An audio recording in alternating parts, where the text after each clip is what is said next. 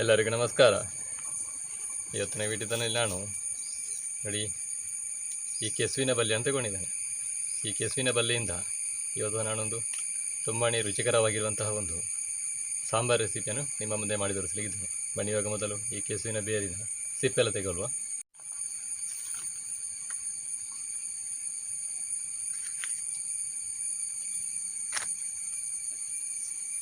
ಈ ಕೆಸುವಿನ ಬೇರನ್ನು ನಾವು ತಂದು ಒಂದು 3-4 ದಿವಸ ಇಟ್ಟರೆ ನೋಡಿ ಅದು ಚೆನ್ನಾಗಿ ಬಾಡ್ತದೆ. ನೋಡಿ ಅವಾಗ ಅದರ ಸಿಪ್ಪೆಲ್ಲ ನಮಗೆ ಆರಾಮವಾಗಿ ತೆಗಿಲಿಕ್ಕೆ ಬರ್ತದೆ. ನೋಡಿ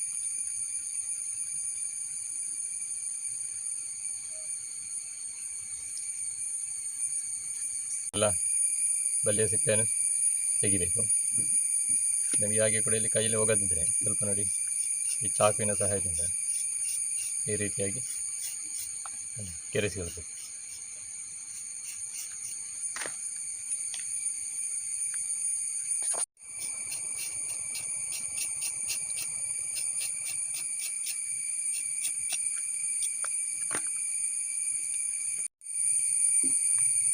ನೋಡಿ ಇವಾಗ ನಾನು ಸಿಪ್ಪೆಲ್ಲ ತೆಗೆದಂತಹ ಈ ಕೆಸುವಿನ ಬಲ್ಲಿಗಳನ್ನು ನೋಡಿ ಕಟ್ ಮಾಡಿಕೊಳ್ತಿದ್ದೇನೆ.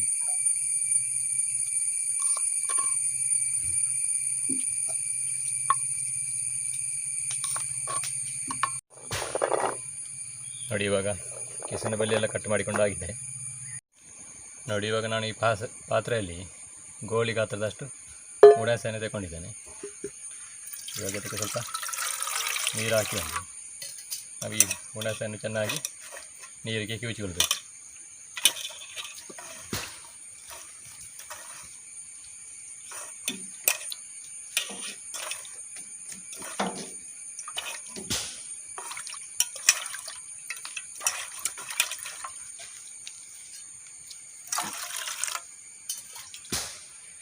ನೋಡಿ ಇವಾಗ ಇದರಲ್ಲಿ ನಾನು ಈ ಕೆಸುವಿನ ಬಲ್ಲಿ ಮುಳುಗುವಷ್ಟು ನೀರು ತಗೊಂಡಿದ್ದೆ. ನೋಡಿ ಇಲ್ಲಿ ಎಷ್ಟು ಕೆಸುವಿನ ಬಲ್ಲಿ ಇದೆ, ನಮಗೆ ಇಷ್ಟು ನೀರು ಸಾಕು. ಇವಾಗ ಇದನ್ನು ಒಲೆ ಮೇಲೆ ಬಿಸಿ ಮಾಡಿಕೊಳ್ಬೇಕು.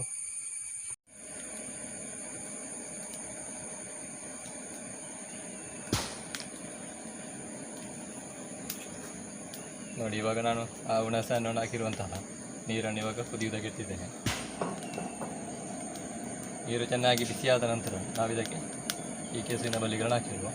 ನೋಡಿ ಇವಾಗ ನೀರು ಬಿಸಿಯಾಗಿದೆ. ನಾನು ಕಟ್ಟು ಮಾಡಿಟ್ಟಂತಹ ಈ ಕೆಸುವಿನ ಬೇರನ್ನು ಇದಕ್ಕೆ ಸೇರಿಸಿಕೊಳ್ತಿದ್ದೇನೆ. ಇದು ಬೇಯುತ್ತಿರುವಾಗಲೇ ಸ್ವಲ್ಪ ಉಪ್ಪನ್ನು ಕೂಡ ಹಾಕಿಕೊಳ್ತೇನೆ.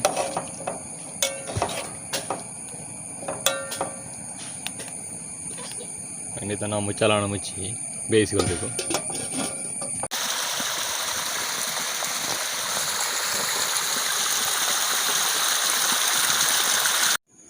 ನೋಡಿ ಇವಾಗ ಇಲ್ಲಿ 12 ಈ ಕುಮಟೆ ಮೆಣಸು ಅಂದರೆ ಈ ಬ್ಯಾಡಗಿ ಮೆಣಸನ್ನು ತಗೊಂಡಿದ್ದೇನೆ. ಸ್ವಲ್ಪ ತೆಂಗಿನಕಾಯಿ ತುರಿ ಉಂಟು. ಅದೇ ರೀತಿ 1 ಟೀ ಸ್ಪೂನ್ ಆಗುವಷ್ಟು ಕೊತ್ತಂಬರಿ ಬೀಜ, 1 ಚಿಟಿಕೆ ಅರಶಿನ, ಮತ್ತು 1/4 ಟೀ ಸ್ಪೂನ್ ಆಗುವಷ್ಟು ಜೀರಿಗೆ ಇದೆ. ನಾವು ಹುಣಸೆಯನ್ನು ಆಗಲೇ ಬೈಯುವುದಕ್ಕಿಡುವಾಗ ಸೇರಿಸಿಕೊಂಡಿದ್ದೇವೆ, ಅದಕ್ಕಾಗಿ ಈಗ ಮತ್ತೆ ಅದನ್ನು ಸೇರಿಸಿಕೊಳ್ಳುವ ಅವಶ್ಯಕತೆ ಇಲ್ಲ. ಈಗ ಇಷ್ಟು ಸಾಮಗ್ರಿಗಳನ್ನು ನಾವು ಚೆನ್ನಾಗಿ ರುಬ್ಬಿಕೊಳ್ಬೇಕು.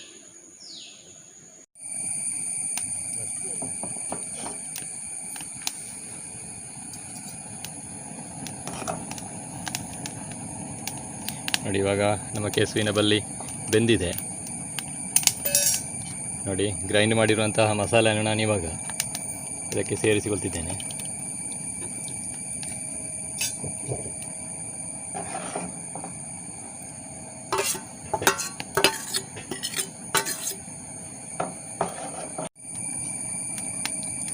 ನೋಡಿ ಇವಾಗ ಇದಕ್ಕೆ ನಾನು ಸ್ವಲ್ಪ ಉಪ್ಪನ್ನು ಸೇರಿಸಿಕೊಳ್ತಿದ್ದೇನೆ. ಇದು ನಮಗೆ ಚೆನ್ನಾಗಿ 2-3 ನಿಮಿಷ ಕುದಿಬೇಕು. ಆನಂತರ ಇದನ್ನು ಒಲೆಯಿಂದ ಕೆಳಗಿಳಿಸಿಕೊಳ್ಬೋದು. ನೋಡಿ ನಮ್ಮ ಈ ಕೆಸುವಿನ ಬೇರಿನ ಸಾಂಬಾರು ನೋಡಿ 2-3 ನಿಮಿಷ ಚೆನ್ನಾಗಿ ಕುದಿದಿದೆ. ಇವಾಗ ಇದನ್ನು ಒಲೆಯಿಂದ ಕೆಳಗಿಳಿಸಿಕೊಳ್ಳುವ. ಇವಾಗ ಒಗ್ಗರಣೆ ಎಲ್ಲ ಸೇರಿಸಿ ನಮ್ಮ ಕೆಸುವಿನ ಬಲ್ಲಿಯ ಸಾಂಬಾರು ತಯಾರಾಗಿದೆ. ನೋಡಿ ನಮ್ಮ ಕೆಸುವಿನ ಬಲ್ಲಿಯ ಸಾಂಬಾರು ರೆಸಿಪಿ ತಯಾರಾಗಿದೆ.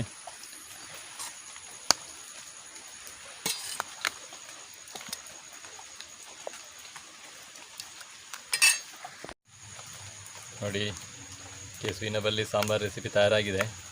ಇವಾಗ ನಾನು ಸ್ವಲ್ಪ ಅನ್ನದ ಜೊತೆಗೆ ಟೇಸ್ಟ್ ಮಾಡ್ತಿದ್ದೇನೆ.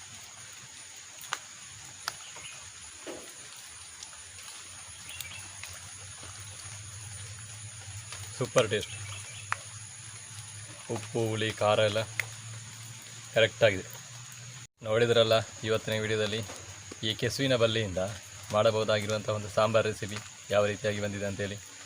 ಈ ವಿಡಿಯೋ ನಿಮಗೆ ಇಷ್ಟ ಆಗಿದ್ದರೆ ವಿಡಿಯೋಗೊಂದು ಲೈಕ್ ಮಾಡಿ, ಶೇರ್ ಮಾಡಿ, ನಿಮ್ಮ ಅನಿಸಿಕೆ ಅಭಿಪ್ರಾಯ ಏನಿದ್ರು ಕಮೆಂಟ್ ಮಾಡಿ ಅಂತ ಹೇಳ್ತಾ ಇವತ್ತಿನ ವಿಡಿಯೋವನ್ನು ನಾನು ಇಲ್ಲಿಗೆ ಕೊನೆಗೊಳಿಸ್ತಿದ್ದೇನೆ. ಮುಂದೆ ಇದೇ ರೀತಿಯ ರೆಸಿಪಿ ವಿಡಿಯೋದೊಂದಿಗೆ ನಿಮ್ಮೆಲ್ಲರನ್ನು ಭೇಟಿ ಮಾಡ್ತೀನಿ ಅಂತ ಹೇಳ್ತಾ ಅಲ್ಲಿವರೆಗೆಲ್ಲರಿಗೂ ನಮಸ್ಕಾರ.